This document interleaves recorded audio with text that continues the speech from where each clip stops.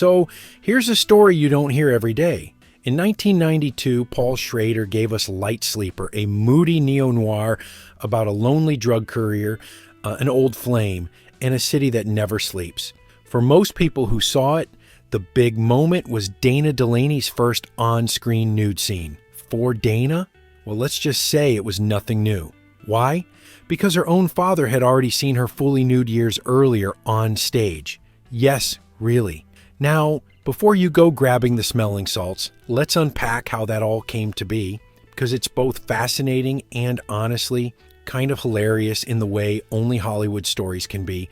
The movie itself is classic Paul Schrader territory. Willem Dafoe plays John Latour, a high-end drug courier in New York City, a man who's been sober himself for years but spends his life delivering fixes to rich clients who need discretion above all else.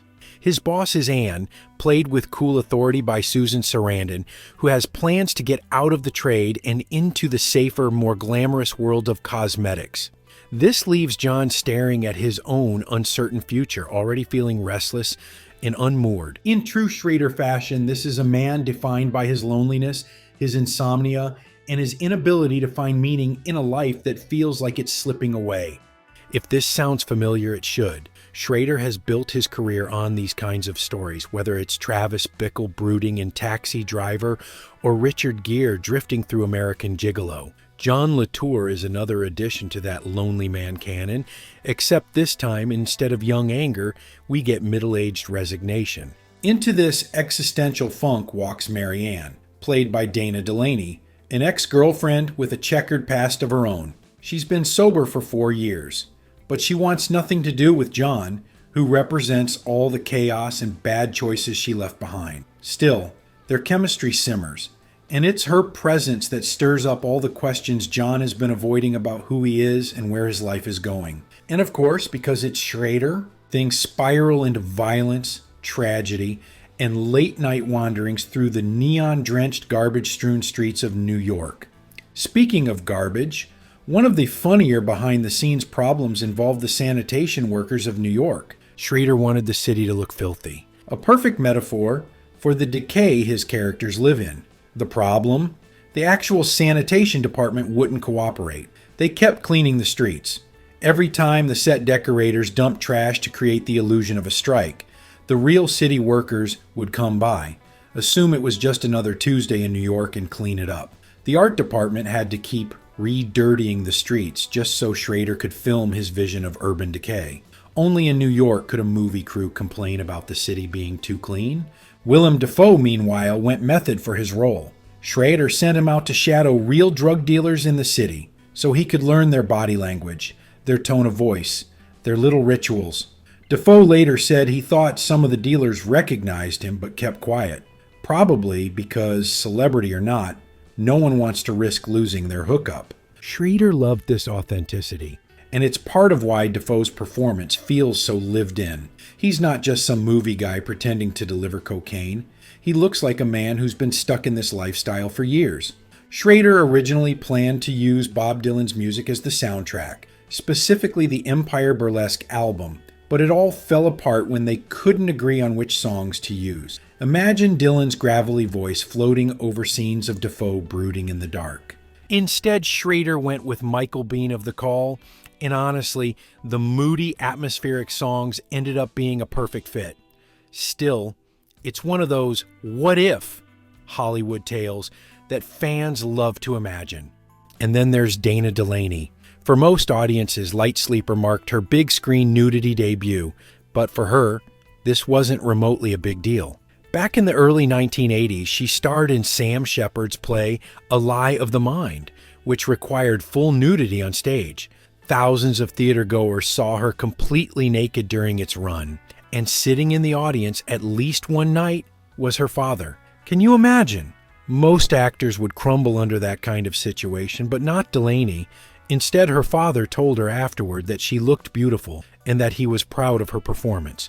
For Dana, that moment was liberating. She said from then on she never cared about nudity again, on stage or on film. She was proud of her body, unashamed, and unafraid of what people thought. So when Schrader came to her with Light Sleeper and told her there would be nude scenes, she just shrugged. Compared to being naked on stage in front of Dad, a movie set was easy.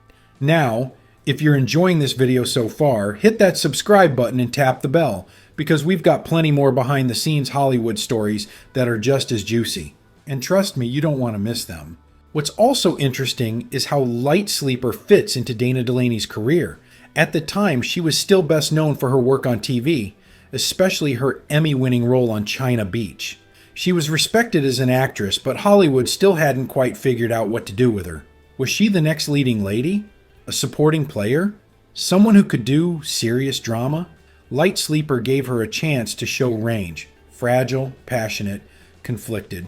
And Schrader pushed her into territory that a lot of TV actresses wouldn't have dared at the time. The irony, of course, is that while her nude scenes got headlines, her actual performance got critical praise. She brought real emotional weight to Marianne, making her more than just a tragic ex-girlfriend cliche. The film premiered at the Berlin International Film Festival and then had a limited U.S. release.